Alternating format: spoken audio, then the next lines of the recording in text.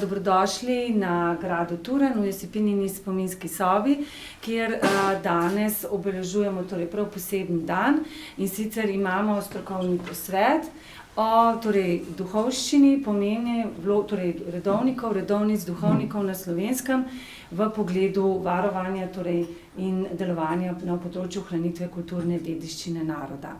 Hvala profesorju Potočniku za ta čudoviti duh Josipinine glasbe, ki nam ga je pričaral tukaj v njeni spominski sobi.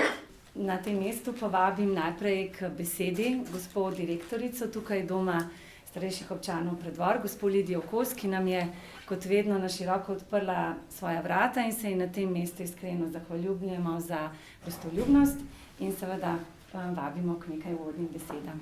Lepo pozdravljeni vsi v imenu Doma starejših občanov Preddvor, da danes današnji dan preživite v gradu, v sobi, spominski sobi Josipine Turnograjske, v gradu, kjer je svoje čase, v bistvu ves svoj čas živela Josipina Turnograjska, in lahko rečem, da smo ponosni, da ohranjamo predvsem ta spomin nanjo, da vzdržujemo za naslednje rodove njeno dediščino, tako da upam, da boste res preživeli lep dan. Vabim pa še k uvodnim pozdravnim besedam tudi direktorico Zavoda za turizem Preddvor, gospo Ernesto Koprivc. Lepo pozdravljeni tudi v imenu Zavoda za turizem in občine Preddvor. Vsi udeleženci, ki ste prišli poslušati današnjo zanimivo temo, in seveda tudi vsi predavatelji in predavateljica. Kot prvega predavatelja bi prijazno povabila domačina, duhovnika doktorja Boštjana Gučka. Ob tem se zdaj tukaj zastavlja temeljno vprašanje, kaj je človek in kaj je njegov cilj in namen. Zdaj, to razumevanje najprej izhaja seveda iz Biblije, torej iz Svetega pisma, iz prve Mojzesove knjige, kjer Bog ustvarja svet in je zato tudi tisti, ki postavi naravno pravo, iz katerega vemo po pameti, naravno za to razodetje, da je svet urejen, da ni kaos, da vsaka stvar teži k svojemu cilju, kar je dobro, in pač podobne temeljne resnice, ki jih dojemamo z našim razumom, brez tega, da bi potrebovali kakšno božje razodetje. Temu seveda sledi tudi krščanska antropologija, ki govori o tem, kaj je človek. Krščanska posebej o tem, da je človek podoben Bogu, najbolj po svoji svobodni volji in po razumu, s katerim odkriva svet, sebe in išče dobro. In rešitev duš je prav v tem, da ljudje že tukaj spoznamo, kaj je to dobro, kaj je pot odrešenja, in da gremo po tej poti. In duhovniki so ravno v tem spodbujali svoje vernike in svoje učice, ki so jim bile zaupane. Torej, če bi povzel Tertulijana, bom navajal tukaj Baraga, ki je v Slatih jabolkah leta 1844 takole zapisal. Tertulijan piše od prvih kristjanov, da so eden drugega tako persrčno ljubili, da so se celo neverniki čudili in se med sabo rekli: glejte, kako so leti kristjani med sabo ljubijo, kako eden drugega spoštujejo, kako si pri vsaki priložnosti prizadevajo eden drugemu kaj do dobrega storiti in so pripravljeni eden za drugega umreti. Ali novo zavezo bi rekli po Janezu Krstniku: on mora rasti, jaz pa se manjšati. Končno to velja za vse naše odnose, ne? V družini vemo, kako je. Če mož spoštuje ženo, se mora včasih malo nazaj potegniti, pa žena spoštuje moža, se mora malo nazaj potegniti. Ravno tako velja za odnose med župniki in kaplani, ki včasih niso bili najbolj cvetoči, kot vemo tudi iz kronik in podobnega arhivskega gradiva, ker bi lahko skoraj en drugemu vzele hodili, pa vendarle je to glavno načelo, ne moramo priti do blagora duš, če tega ne upoštevamo, kar je zapisal že Tertulijan in kar seveda sledi tudi iz samega Svetega pisma. No, v vsem tem skrbi za blagor duš ne smemo to razumeti, kakor da nam za telo oziroma za materialne stvari ni nič mar. To je vedno znova skušnjava in problem, ki se pojavlja na svetu. Torej to razlikovanje ali pa ta distinkcija med telesom in dušo je prvič nevarna, drugič nenaravna in tretjič popolnoma dualistična. To je filozofski sistem, ki ga povzema gnoza, bogomilstvo naprimer in tako naprej, tudi manihejstvo do določene mere. Torej, prav zato cerkev dejansko skrbi tudi najprej doskrat za materialne potrebe ljudi, ker ne moreš lačnemu človeku govoriti, kako je lepo, če te ima nekdo rad. Mu je treba najprej dati sendvič, da se bo najedel ali pa mu dati kozarec vode ali pa mu vsaj pokazati, kje bo to dobil, pol se lahko mi naprej pogovarjamo o duhovnih stvarih. Torej, mi si dostikrat premalo zavedamo, da je bila cerkev dejansko edina institucija, ki je skrbela, in to vse od svoje ustanovitve, tudi za te zemeljske potrebe na vseh področjih. Ne bo to socialno, družbeno, materialno, kakorkoli. A ne, dostikrat slišimo zdaj očitke v tem sodobnem svetu, kako je cerkev bogata, pa no, ne samo danes, to je bilo vedno, ampak kako je bogata in kako bi mogli prodati vse in tako naprej. Pa sem nedavno govoril z enim kolegom, profesorjem na zgodovine na teološki fakulteti in je rekel, da so ekonomisti zračunali, če bi cerkev prodala kar lahko proda, ker vsega ne morete prodati. Michelangelo je Pietà ne morete prodati, ker se ne da oceniti vrednosti. Ampak kar se pač da prodati, bi približno vsak dobil $200 na celem svetu, tako da ne bi rešili svetovnega problema revščine s tem. Sicer je to smešno, ampak je pa zanimiv podatek, kako so to ekonomisti skupaj sestavili in zračunali. No, poleg tega, torej skrbi za blagor duš, se človeške antropologije se zdaj zastavlja vprašanje, kaj je cerkev, kakšna ustanova je to. Cerkev je božja in človeška ustanova. Kako vemo, da je božja? Predvsem potem, da traja. Nedolgo nazaj smo imeli obisk Načkoha, pa smo malo s tajnikom govorili, kako in kaj. In je rekel, pa so se tam nekaj pogovarjali o škofiji, pa je rekel, sej to je pač najstarejša firma v Ljubljani. Pokažite mi eno firmo, ki je toliko stara v Ljubljani, kot je ljubljanska Nadškofija. Juni. Še v Sloveniji težko najdeš. Torej, bi rekel, ta časovnost, kljub vsem pomanjkljivostim in kljub nam grešnim ljudem, ki smo noter, kaže na to, da dejansko v njej deluje nekaj drugega, kot samo nekaj človeškega. In to je Sveti Duh, ki to cerkev vzdržuje pri življenju. Ker Napoleon se pametnega dela, veste, pa je rekel, cerkev pa jaz lahko zrušam, ni problem, se je kar pomembnega počutil, pa mu je državni tajnik takratni pri Svetem sedežu rekel, cesar Napoleon, ne se vi to truditi, nam jo ni ratalo v 1800 letih. Tako. Nekaj podobnega se je zgodilo, mislim, da tudi po drugi svetovni vojni, ker so prišli v Huni, pa so kardinale sprašvali, kako bi to cerkev, kako bi not prišli, pa kako bi cerkev uničili, pa tako naprej. Se veste, da vedno so različne opcije tudi med kardinali in tako naprej, pa so jim zelo jasno dali vedeti, ne tega probavati. 2000 let nam ni uspelo, vam tudi ne bo. Ne skrbte. Nesmiselno delo, Sizifovo delo. Torej, cerkev je božja ustanova in hkrati človeška. In kot božja seveda skrbi za duhovno podstat in za blagor duš. In kot človeški del, če tako rečemo, hierarhično urejen, pa skrbi tudi seveda za materialno podstat, ki jo mora imeti in jo vemo, da jo ima od vsega začetka in dejansko to ni nič slabega. In to osnovni namen njen je dejansko oznanjevanje evangelija. Oznanjevanje evangelija je pa skrb za blagor duš. Lucija, na strani tukaj bo en mečken prispevek oziroma povzetek njenega teksta v tem našem zborniku oziroma za današnji simpozij pripravila oziroma podala kolegica Mira. Izvoli. Lucija v uvodoma izpostavi misel iz psalma, ki se mi zdi zelo pomenljiva za današnji čas. Vse ima svojo uro. Vsako veselje ima svoj čas pod nebom. Je čas rojevanja in čas umiranja. Čas sajenja in čas ruvanja nasada. Čas podiranja in čas zidanja. je čas jokanja in čas smejanja, je čas paranja in čas šivanja, čas molčanja in čas govorjenja, je čas ljubezni in čas sovraštva, čas vojne in čas miru.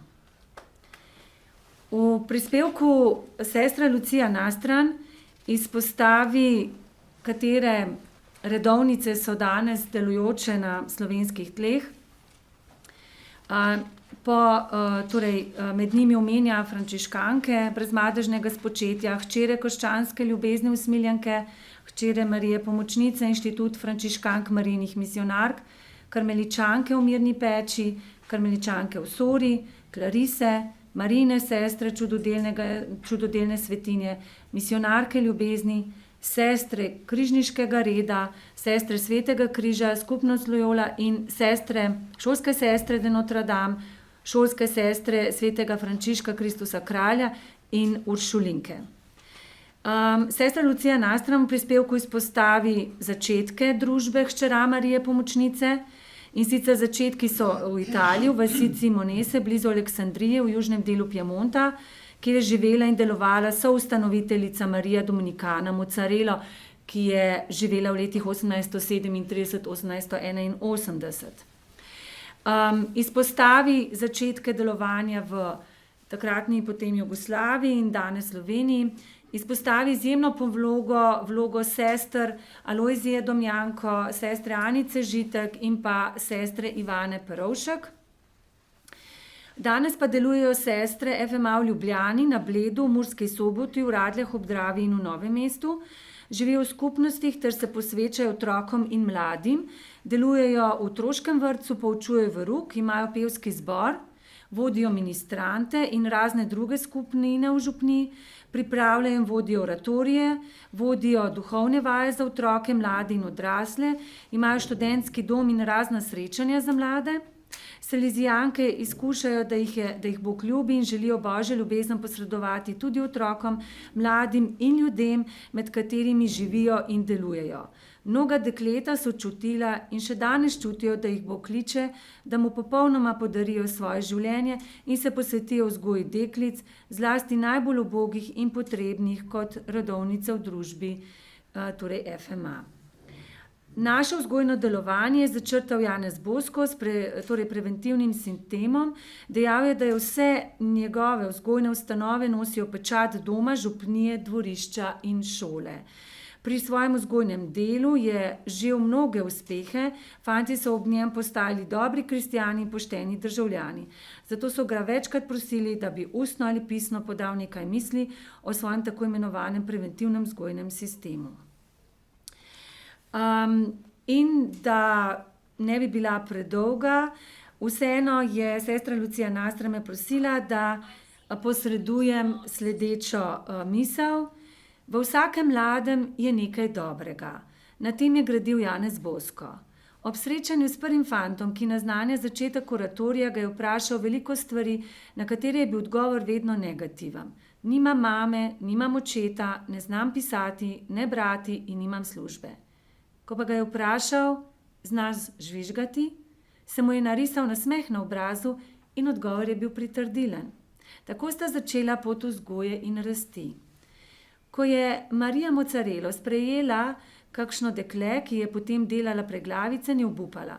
Z veliko molitve, obilno mero potrpljenja in ljubezni je počasi osvojila srca deklet, da so postala boljša. Iskati dobro, ki se skriva v vsakem človeku, mladem otroku, in delati svobodno vse, kar zahteva ljubezen, kot ponavlja sestra Marija Mozzarella. Zares je vzgoja stvar srca in z vzgojo največ pripomoremo k celotnemu razvoju človeka, ki bo razskrbel in razvijal svoje sposobnosti, da bo mogel graditi skupaj z drugimi boljši in bolj človeški svet. Za vse pa je potreben čas, namreč za vse je čas in vse ima svoj čas. Zato pojdimo naprej s potrpežljivostjo, ponižnostjo in z veliko ljubezni. No, mi se pa iz dediščine duhovnikov, redovnic in redovnikov selimo naprej k prvemu oziroma naslednjemu redovniku, domačinu tukaj, gospodu Jožetu Robniku. Hvala lepa za besedo. Lepo pozdravljeni. Ja, kaj bi povedal? Ja, najprej našem najstarejšem, ki je odšel letos, Patrem Polikarpu. Moj prijatelj ste ga poznali, vidite, ste se pri njem spovedovali tudi svojih grehov, pa je pa srečali, to je bil čudovit človek. Da sva se poznala že od zgodaj, posebno potem, ko sem imel srebrno mašo, je on mene pridgal, potem on mene prosil, ki ima zlato mašo, sem jaz njemu pridgal. Tako sva povezana, čeprav jaz sem živel v Mariboru, oni pa na Brezjah, večinoma po teh krajih. Ja, je čudovit človek, bogat človek, nekaj. Ja. In on mi je ostal tako kot zgled duhovnika. Zame je svetnik, kot sem na koncu napisal, tu preprosto to, kako je deloval na ljudi in kako deluje. Ljudje so ga imeli res za svetnika. Je bil poln blagosti, sočutja, sprejemanja, spoštovanja vsakega človeka takšnega, kot je. Ravno ko sem pisal, v njem je prišla vest, da je pater umrl 29.1.2024. Je bil človek, ki je ves živel za druge in jih z očetovsko ljubeznijo vodil kot pastir nebeškemu očetu. Dragi pater Polikarp, ne pozabi na nas in prosi za nas, še posebej za nove duhovne poklice v naši fari. No, to je zdaj ta najstarejši, ki je že odšel, potem drugi je pa Mirko Cuderman, njega tudi poznate, ne? To veliko pomeni zame osebno. Veste, da je dobil nagrado za svoje delo, Prešernovo prvo oziroma glavno, ko se temu reče sklad. Je sklada je nagrado za svoje delo, ne? Posebno kot muzikologa in dirigenta. Dva se že poznal z otroštva. Dobro se spominjam, ko je mene pa moje sestro Mimica tu povabil, ko sem bil 11 let star v zbor, kot malega. Ne? S tem smo se učili peti čudovite stvari, preproste pesmi, tako ljudske, kako crkvene. Mnogih je naučil in še danes, ko sem zapojem, recimo, take kot je, recimo, o Bistrom potoku je mlin, ne, tako, to znate vsi, znate, ne. Pa recimo, kako se polže komodi, pa take, to so lepe stvari, ne. Jaz se njemu zahvaljujem za petje, tako čudovite vode, ne. Potem veliko pomeni zame, on je meni pomagal, da sem jaz iz Kranjske gimnazije prišel v Pazin. Jaz nekaj doživel v Kranjski gimnaziji veliko stisko, najprej to potovanje z Bašla do Kranja. V teh letih, veste, letih 52, 53, 55, ni pa tako kot zdaj, ne. Smo hodili peš, ravno peš, ne. Velikrat pa avtobus sploh ni vozil. In tako je on čutil mojo stisko in prišel k meni, enkrat na dom, k mami. Pravi, a bi ti vaš viden, da je Jože zelo pobožen. Škof Volk je rekel, ja, da je prostor v Pazinu, takrat je bilo semenišče v celi Jugoslaviji, takrat ti to dovolil. Če bi šel tja, da je prostor, in to sem jaz lepo nekako sprejel to njegovo vabilo, ker sem čutil, da imam poklic, ker sem te že dolgo razmišljal. In tako sem bil odšel tako za 3 leta v Pazin. In tam sem lepo, ne. To mi je Mirko res njegova zasluga. In potem je tudi veliko spremljal pozneje, me navdušil za glasbo in imel zelo rad jezuite, ker mama je bila Frančiška, ime posvetil Frančišku Ksaveriju, a ata je bil pa Naceo, ne, je pa po Ignaciju. In zato je dal narediti v domači hiši, rojstni hiši, dal narediti mozaik oziroma fresko svetega Ignacija pa svetega Frančiška, ne, hvaležnosti. Potem je izdal, celo sem ga prosil, da je izdal spomine, torej Romarja pripoved svetega Ignacija. In to se toliko potrudil, družina je izdala, tako v redu, neverjetno. Slikami, zgodovino, to je res. Zelo rad me imel, jaz pa njega, ne. Tako, žal, zdaj on ne more več nikamor, ne, je pa čudovit človek, ne, glasbenik. Tako, to je zdaj ta drugi moj prijatelj, ne. Takrat je s prvim od 6 prispevkov na vrsti moja kolegica Mira Delavec Tuhami, ki je seveda, kakor že veste, trojna doktorica znanosti in že dolgo najbolj zaslužna za raziskave in današnje podobe Josipine Urbančič-Turnograjske pri nas in v tujini. Vas pozdravljam še enkrat. V sklopu današnje teme predstavljamo tudi Matija Nagliča, ki sicer ni bil duhovnik, da izpostavimo, je bil pa bukovnik. V sklopu letošnjega leta namreč praznujemo 170-letnico njegove smrti. Umrl je 20 dni po smrti Josipine Turnograjske. Kaj več o pomenu Matiji Nagliča imamo danes čas v drugem referatu, zato bom dala prednost naslednji sogovornici, ki je z njim tudi sorodstveno povezana, gospe magistri Franceski Žumar. Sama bom pa zgolj v uvodno predstavila njegovo vlogo in pomen. Namreč Matija Naglič, torej po domače se je reklo pri Kosmatu, je bil izjemen bukovnik.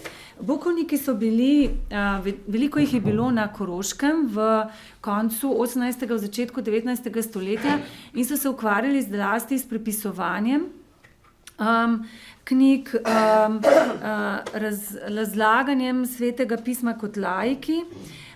So pa pač poseben pojav ljudske kulturne ustvarjalnosti in sicer zlasti na Koroškem so bili, torej kot omenjeno, zelo dejavni. Za Matija Nagliča nisem našla dokazov, da bi bil sicer neposredno povezan z bukovniki na Koroškem, vendar pa njegov način delovanja in ustvarjanja zelo jasno prikazuje, da je imel zagotovo vzornike. Veliko je sodeloval z okoliškimi župniki, zlasti takratnim vodiškim župnikom, kar je pa zelo pomembno, da so bili bukovniki običajno nešolani ali pa samouki kmetje in obrtniki, ki so torej pripisovali različna dela. Kar je izjemno fascinantno pri Matiji Nagliču, v Zapuščini vnuku, rokopisni zbirki, najdemo izjemno nazorno, čudovito prepisane, to so metri gradiva, tako debelih pridig, pesmi za različne procese skozi cerkveno leto, kar je pa zelo zanimivo, da se je to kljub temu ohranilo, pa še vedno zelo malo.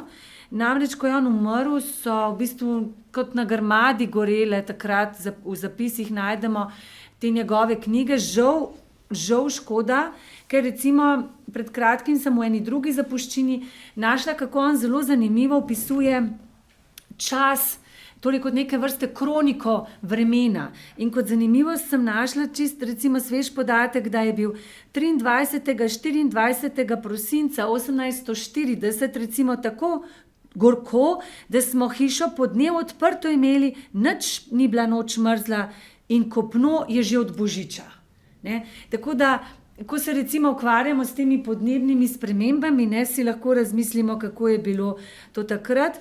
Recimo zelo zanimiv podatek sem našla, ker so tudi te kronike zelo zanimive, ki jih on piše. Recimo umrlo je ogromno otrok v starosti od 5 pa do 15 let. To je bil recimo, zlasti deklet piše.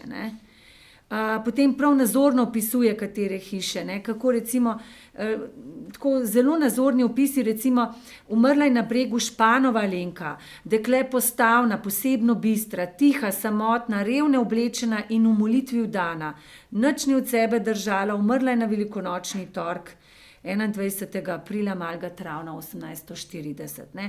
Skratka, te zapisi so zelo, zelo dragoceni za razumevanje načina življenja ljudi takrat v tistem času, načina razmišljanja. In on se je s tem, ko je te svoje zapise bral, pripovedoval, se je dotaknil različnih ljudi, sicer z kaplanom Lovrom Pintarjem sta si včasih prišla malce navzkriž, namreč kaplan Pintar se z njegovim načinom delovanja ni vedno strinjal, kljub temu pa mu ni nasprotoval v zapisih. Je pa zelo zanimiv zapis, za konec bi sklenila, recimo, kako je Nagliča doživljal sokrajan, to je bil Matija Valjavec. Vemo, da Matija Valjavec, po domače Kračmanov, velja za enega, imamo tudi tukaj namreč ta spominska sobica, naj omenim, je literarna spominska sobica pod Storžičem nastala, namreč Josipina Turnograjska in Matija Valjavec sta bila pač nekako sočasno bivala. Matija Valjavec je bil rojen 1831, Josipina 1833 in sta se tudi poznala, dopisovala. Josipini zaročenec Lovro Toman, to je bil tak literarni trikotnik, mu jaz rečem, pod Storžičem. In Matija Valjavec velja za enega največjega zbiratelja ljudskega slovstva na Slovenskem v 19. stoletju in je recimo takole v svojih zapisih opisal Nagliča za konec. Moj sosed na Belju, predvorski fari na Kranjskem, je bil čuden mož. Nakupil si je polno slovenskih knjig in mnogih je kar sam prepisal. Bil je strašno pobožen mož. Po večerji je sosede pri sebi zbiral in jim bral kaj svetega ali pa jim kaj pridigal, in kadar je šla soseska kam na božjo pot, on jih je vselej vodil. Pri hiši se je reklo pri Kosmatu, pisal se je pa za Nagliča. Davno je že mrtev, vzela ga je njega in njegovega sina suha bolezen. Ko sem v prve latinske šole v Ljubljani hodil, znal mi je skoraj vsakikrat, ko sem na počitnice prišel, reči: Matija, Matija, Bog ve, če že ne sedi v eni klopi s teboj antikrist. Bil je sicer dosti skop mož in ni mu rad šel krajcar izpod pavca, ampak za knjige je pa rad dejal, in ko sem bil leta 1848 na počitnicah, prinese mi pridige Janeza torej Janeza Svetokriškega, naj mu poslovenim kaj v njih latinskega, in plačal mi je prevod tako dobro, da sem se kar čudil. V enem zvezku našel sem prepisano pesem slovensko, ki sem jo zase prepisal, in ker se ne spominjam, da bi jo kje bral, oglašam se tukaj, da si ni nič posebnega in tako naprej. Ne? Hvala. Torej, magistra Franceska Žumar je domačinka Zgornje Bele, danes pa, kot omenjeno, nam bo predstavila svoj prispevek Matija Naglič in njegovi zapisi o 4. božji zapovedi. Izvolite. Ko sem prišla v Nuk in sem šla po njegovo gradivo, sem vedela, da je 1,5 metra gradiva. Me vpraša knjižničar, kaj naj prinese, sem rekla kar vse. Malo se je začudil on, malo jaz.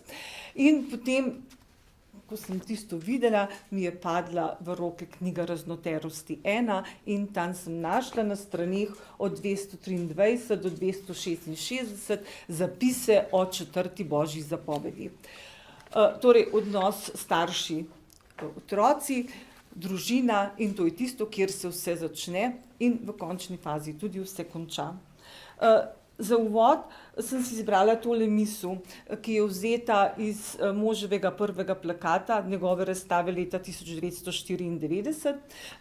Očala moram pa dol dati. Najprej je bila svetloba, potem je bila misel, ki je postala beseda, in ta beseda je zapisana. Torej, najprej se vse rodi v neskončnosti, pri Bogu, v vesolju, kakorkoli želite vzemite. Osnovno sporočilo 4. božje zapovedi, ki ima podnaslov Nauki staršem in otrokom, zgodbe tudi. Karkoli je zapisal, je na koncu napisal, od kje je to dobil. Torej, ničesar se ni izmišljeval. Osnovno sporočilo je pa, najprej je ljubezen. Ko daje navodila staršem, pove: ljubite svoje otroke. In ko da navodila otrokom, pove: ljubite in spoštujte svoje starše. Torej, ljubezen, kot smo danes že slišali v predhodnih govorih, je vodilna sila našega življenja. Torej, pravi, potem pa nadaljuje, da morajo biti starši pokorni svojim otrokom, da jim ne smejo nasprotovati, jim morajo pomagati, vedno in povsod, razen če bi se starši pregrešili proti kateri od božjih zapovedi. Druga pomembna stvar, poleg ljubezni, je zgled. On zapiše: ne vzgajamo z besedami, ampak z zgledom vzgajamo. In pa, kar je bilo meni zelo pomembno za tisti čas, moramo vedeti, da je bilo to pred več kot 100 leti, je to, da je otroke treba spodbujati, nikoli o njih obupati. Tudi če se dolgo časa nič ne premakne, če niso ravno po naših regalcih, jih spodbujajmo in verjemimo, da se bodo stvari izboljšale. Nekaj zgodb je objavljenih v knjigi. Jaz sem vam pa zdaj povedala tiste zgodbice, ki niso v knjigi, ampak so meni osebno zelo, zelo zanimive. Ena od teh zgodb govori, torej pravi, da je to od škofa Bonaventure, pravi, da je bogat mladenič sedel za mizo ravno pri kosilu in so mu prinesli na mizo petelina kapuna. Ko je videl, da je na vrata potrkal berač, je takoj velel hlapcem oziroma kuharjem odnesti petelina. Istočasno je pa v tem beraču prepoznal svojega očeta. Njegovo srce je bilo tako trdo, da ga pač ni hotel prepoznati, niti mu ni dal hrane, in ko je njegov oče berač odšel, je ponovno velel, naj mu prinesejo petelina.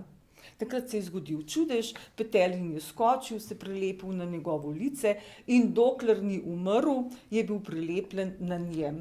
Umrl je pa seveda zaradi kazni, zaradi svoje grobosti zelo kmalu. No, potem recimo imam tukaj eno zgodbo, pripoveduje o tem, kako je nekega človeka, nekega fanta v gozdu nekdo napadel in ga poškodoval. Popolnoma nemočen je obležal, mimo je prišel duhovnik oziroma mašnik, puščavnik, samotar, ga je odnesel k sebi v hišico in skrbel zanj. In ta samotar nekako ni razumel, obsojal je Boga, zakaj je dovolil, da je tega nedolžnega človeka nekdo pohabil. In v sanjah se mu prikaže angel, ter mu pove, da naj se nič ne čudi in naj ne obsoja Boga, kajti ta človek je pred mnogimi leti svojo mater, ki jo je peljal na vozu, na kolah, piše, porinil z voza, da si je zlomila ravno tisto nogo, kot je sedaj poškodovana njegova. In ker se nikoli za to ni pokesal, nikoli na to ni pomislil, je sedaj njega doletela podobna kazen. Verjetno se tudi mi, saj jaz se spominjam iz svojega življenja, da so ljudje rekli, no, njemu se godi tako, torej kot je prej on grdo delal s svojimi starši.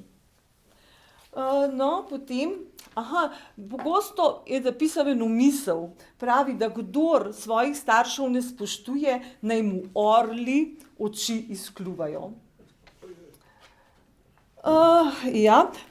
Potem ima neke zapise, pravi, da je v francoski deželi živel en hudoben, nehvaležen sin, ki je tako očeta in mater žalil pred svojim časom, da jih je v zemljo pripravil. In kmalu zatem je tudi sam zbolel in ko je bil na smrtni postelji, je začel kričati in vpiti, da pravi, da so vsi, ki so bili okrog, začeli jokati, on je pa govoril, da ga pretepa njegov oča s kamnom po glavi in tolče s palico in z mečem in prav sedaj mi prebodel srce. Torej, spet on dan pove, tako kot je on delal s svojimi starši, se je zgodilo sedaj njemu. Torej, vse to je pisal, kar v bistvu še danes velja, samo da je povedano v obliki zgodb. Vsi vemo, torej, da se ljubezen začne v družini, da smo dejansko vsi sad ljubezni naših staršev in ljubeznijo naj se življenje tudi konča. Ali tako, kot piše v Svetem pismu, v pismu Korinčanom, na koncu ostane troje, vera, upanje, ljubezen in ljubezen je največja. Bodimo ljubezen, ljubimo se in bodimo ljubljeni. Hvala.